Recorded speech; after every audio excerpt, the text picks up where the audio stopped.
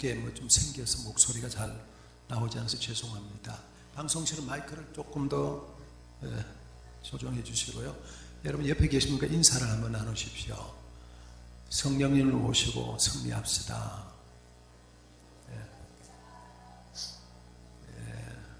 여러분 성령 안에서 끝까지 신앙의 승리자들이 되시기를 축복합니다.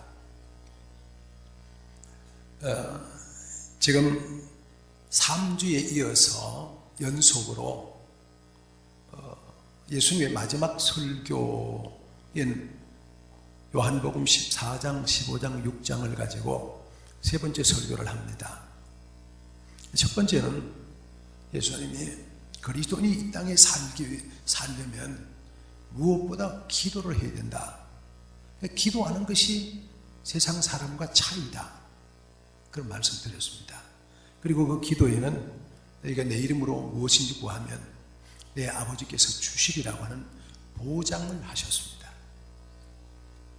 예수 앞에 나오는 사람들이 딴 사람과 다른 건 기도가 있는 겁니다. 그죠? 여러분 기도를 세워서 그리스도인으로 세상을 승리할 수 있기를 축복합니다. 지난주에는 그리스도인이 세상 사는 법은 성령 따라서 사는 거다. 그런 말씀 드렸어요. 예수님이 가셔서 성령을 이 땅에 보내주셨어요. 그분이 보혜사예요. 이 보혜사는 파라크레토스, 우리 옆에 계셔서 늘 우리와 함께하는 분이다. 누구든지 그렇지 않은 보혜사와 함께 살아야 된다. 그런 말씀을 드렸습니다. 오늘은 세 번째입니다. 마지막입니다. 요한복음 14장, 15장, 16장에서 우리 주님이 동일하게 똑같은 강조를 하신 것인데 그게 뭐냐면 평안이라는 말입니다. 평안하라. 그런 말이에요. 다시 말씀드리면 예수 믿는 사람들은 세상 사람과 다른데 어떻게 사냐? 평안하며 산다. 평안하고 산다. 평안을 서로 세우며 산다. 그런 말이에요. 여러분, 크리스찬들이 세상 사람과 차이는 뭐예요? 기도하고 성령 모시고 근데 그 안에 내면의 세계 평안이 있는 거예요. 그래서 어떤 환경과 여건 속에서도 자기를 지키면서 평안하게 살아가는 거예요. 세상의 사람들은 환경 때문에 갈등하고 문제 생기고 부글부글거리고 막 정신이 없지만은 하나님을 모시고 사는 사람은, 성령을 모시고 사는 사람은 어떤 어려움이 있어도 어떤 문제가 있어도 이 안에 평안을 유지할 수 있다 라고 하는 말씀을 하시는 거예요. 예수님이 이 땅에 오셔서 사람들에게 준 게 두 가지입니다. 첫째는 영생이라는 겁니다. 믿음의 결국 곧 영혼의 구원을 얻게 한 거다. 이 세상에 있는 모든 사람들이 이 땅의 삶을 마치고 다음 세상으로 갈 때는 영생을 선물로 갖고 갔어요. 여러분에게도 저에게도 다 주어진 선물인 줄로 확실히 믿습니다. 믿으시면 아멘, 믿으시면 더 크게 아멘. 우리에게는 영생이라는 게 있습니다. 하나님 주신, 예수님 주신 선물입니다. 그래서 나는 부활이요 생명이니 나를 믿는 자는 죽어도 살겠고 무릇 살아서 나를 믿는 자는 영원히 죽지 아니하리라. 요한복음 말씀이죠. 그래서 우리에게는 영생이 있어요. 영생. 두 번째 우리에게 주님이 주신 선물이 뭐냐 하면요, 이 땅에서 살아가는 사람들이 누리는 축복이에요. 그건 뭐냐면 평안이에요. 평안. 예수님이 안에 계시기 때문에 예수님이 계셔서 우리 안에 평안함을 갖게 만드셨어요. 예수님이 계시면 평안해 주시세요. 세상 사람과 우리는 확실히 다른 사람이에요. 세상에서는 여러분 참된 평안이 없지만은 예수님 산 평안이 있잖아요. 여러분 가끔 그런 거 여러분 경험하세요. 어디 가다 보면은 뭔가 얼굴이 이상해요. 혹시 예수 믿으세요? 그런 얘기 가끔 듣지 않으세요? 네. 저는 이제 가면은 전에는 교수님이세요? 그런 얘기 받다가 대개는 요즘은 혹시 교회 계세요? 목사님이세요? 이런 얘기를 자주 들어요. 여러분 우리 속에 뭐가 있는 거예요? 평안이 있는 거예요. 왜? 주님이 계시니까. 그래서 우리의 평안이 있는 거예요. 환경이 힘들고 여건이 힘들고 상황이 힘들어도 우리 안에 예수님이 계셔서 주가 마음에 계셔 노저가니 폭풍인들 두려우랴. 폭풍이도 두렵지 않아요. 주님이 내 안에 계시기 때문에. 여러분 안에도 예수님 모시고 그리스도인으로서 세상 사는 거 완전히 다른 참 행복을 지키는 여러분 되시기를 축복합니다. 성경이 뭐라 그래요? 이 평안은 어디서 마음에서 와요. 잠언 4장에 그러잖아요. 무릇 지킬 만한 것보다 더욱 내 마음을 지켜라. 이에서 생명이 일어난다. 우리 마음을 잘 다스리는 게 중요합니다. 여러분 마음을 잘 다스릴 수 있기를 축복합니다. 부글부글 그리고 속상해하고 갈등하고 그러면 우리 마음에 평안이 깨져요. 내 환경이 어떻든 간에 여러분 건강해 평안하지 않아요? 평안하죠. 건강은 평안하죠. 축복이죠. 여러분 돈이 많아 평안하지 않아요? 평안이죠. 돈 많으면 할 일이 많고 여유가 많아요. 그럼 그만큼 평안해지는 거예요. 여러분 남보다가 좀 높은 지위에 올라가 평안하지 않아요? 평안해질 수 있는 거죠. 근데 이런 평안은 무슨 평안이라고요? 환경에서 오는 평안. 이왕이면 여러분 환경에서 오는 평안을 받아서 누리시기를 축복합니다. 건강이 싫으세요? 왜 아멘 안 하세요? 돈 많은 것도 싫으세요? 왜 아멘 안 하세요? 높이 올라가는 게 싫으세요? 왜 아멘 안 하세요? 하세요. 하나님 주시는 은혜 가운데 그렇게 살아가는 거 축복입니다. 그래서 여러분들이 건강의 복도 누리고 환경의 복도 누리고 물질의 복도 누리고 여러분 아름다움의 복도 누리고 여러분 그것들이 우리에게 주는 축복이 얼마나 많은지 몰라요. 그래서 누가복음 12장 19절에 또 내가 내 영혼에게 이르되 영혼아 여러 있을 물건을 많이 쌓아 두었으니 평안히 쉬고 먹고 마시고 즐거워하자 하니라. 그런 거예요. 우리가 환경이 잘 되면 어떻게 평안하다 그렇게 되는 거예요. 세상에 그런 평안이 있습니다. 여러분 물론 가난한 사람이 부자가 된다고 해서 문제를 가진 사람은 문제를 해결한다고 해서 참으로 진정한 평안을 누리는 건 아닙니다. 지혜가 높아진다고 해서 진정한 평안이 주어지는 건 아닙니다. 어떤 환경에서도 인간에게 결코 영원하고 진정한 평안을 가져주는 것은 복음 외에는 없습니다. 세상이 주는 평안이란 내 욕구의 충족입니다. 내 욕구가 해결되었을 때 충족되어서 주는 평안입니다. 여러분 우리 주위에 보면은 세상의 걸 갖지 못해서도 참 평안하게 사는 사람 많죠. 그죠? 평안하게 살고 감사하게 살고 은혜 가운데 사는 너무 많습니다. 여러분 큰 교회에 있다고 그 교인 성도가 행복합니까? 그렇지 않습니다. 교회 숫자가 많이 있으면 교인들이 더 행복합니까? 그렇지 않습니다. 그의 마음에 얼마만큼 주님 모시고 그 안에 평안을 누리느냐에 따라서 평안은 달라지는 거예요. 여러분 우리의 모든 문제 한마디로 죄 때문에 오는 수많은 문제들 끌려다니지 않고 환경에서 오는 기쁨도 여러분 누릴 수 있기를 축복합니다. 그런데 두 번째는요 주님이 주시는 평안이 있어요. 다시 한번 봅니다. 시작. 평안을 너희에게 끼치노니 곧 나의 평안을 너희에게 주노라. 내가 너희에게 주는 것은 세상이 주는 것과 같지 아니하리라. 너희의 마음에 근심하지도 말고 두려워하지도 말라. 우리 주님 말씀입니다. 뭐라 그래요? 평안을 너희에게 주노라. 평안을 내게 주노라. 세상이 알 수도 없는 평안. 세상이 줄 수도 없는 평안. 그걸 주는 거예요. 여러분 참된 평안이라는 게 어떤 거예요? 두 화가 그림을 그렸어요. 평안이 주제예요. 평안.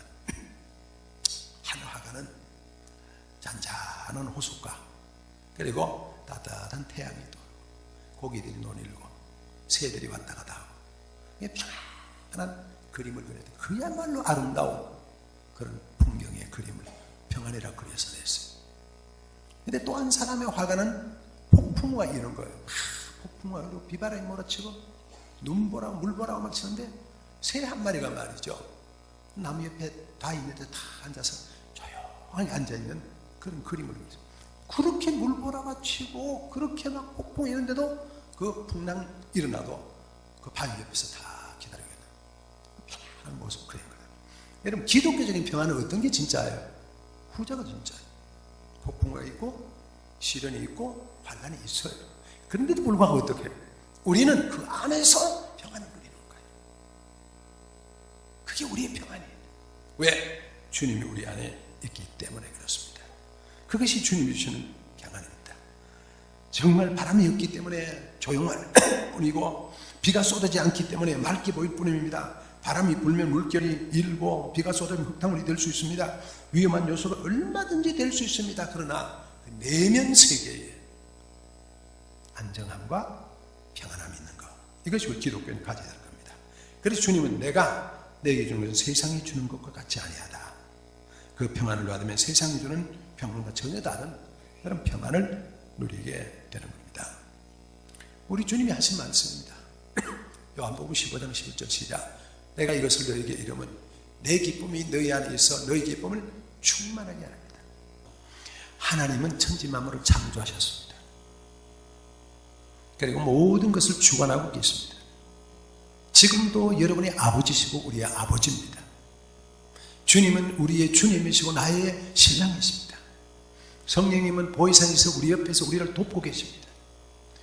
그분 성부, 성자, 성령의 하나님이 지금도 살아 역사하시기 때문에 우리는 주님을 찬송하면서 할렐루야 할렐루야 하면서 나갈 수 있는 거예요. 여러분 그 주님이 계시기 때문에 여러분의 모든 것들 주님께 주님이 주시는 참 평안과 참 기쁨을 여러분 앞에 예수님보다 먼저 가려고 하면 뭐 앞장서서 예수님 여기 있는데 저 앞에 가서 주님 오세요 오세요 그러면 안 되는 거예요. 주님이 가시는데 우리는 뒤따라가야 돼요. 맡기면서 그분이 인도하신데 감사하며 살아가는 거예요. 그러면 우리의 길이 열린다니까. 여러분 바둥바둥 몸부림치고 하면은 병나요 병나. 맡기고 감사하면서 그러고 살아요. 그러면 주님이 길을 열어주세요. 열어주세요. 기도하라는 말씀은 뭐예요? 응답이 보장되어 있다는 말이에요. 걱정하지 말라는 거예요. 성령이 뭐예요? 성령이 우리를 맡아서 우리 옆에서 위로해 주신단 말이에요. 가르쳐 주신단 말이에요. 인도해 주신단 말이에요. 평안은 뭐예요? 다 맡기는 거예요. 그럼 주님이 책임져 주시는 거예요. 여러분 100번의 근심보다 한 번의 기도가 낫습니다. 1000번의 단식보다 한 번의 감사가 그리스도에게 훨씬 더 낫습니다. 그래서 우리는 아무것도 염려하지 말고 다만 모든 일에 기도와 간구를 하나님께 아뢰라. 여러분 문제가 있을 때마다 어떻게 해야 돼요? 기도하러 나와야 돼요? 엎드려야 돼요? 간구하러 엎드려야 돼요? 그렇죠? 아무것도 염려하지 말고 기도와 간구로 너희 구할 것을 감사하면 하나님께 아뢰라 그랬잖아요. 문제 있습니까? 그럼 더 기도해야 돼요. 되는 교회는요 문제가 있다 그럼 더 기도하러 더 나와요. 여러분 가정에 어려움이 있다 더 엎드리는 거예요. 우리 가정에 해결될 게 있다 더 엎드리는 거예요. 엎드리는 건 없이 회의만 하면 안 돼요. 엎드리고 간구하고 기도하고 그래야 돼요. 그래야 거기가 성령이 인도하신다 그런 말이에요. 자 다시 한번 시작. 아무것도 염려하지 말고 다만 모든 일에 기도와 간구로 너희 구할 것을 감사함으로 하나님께 아뢰라. 그리하면 모든 지각에 대한 하나님의 평강이 그리스도 예수 안에서 너희 마음과 생각을 지키시리라.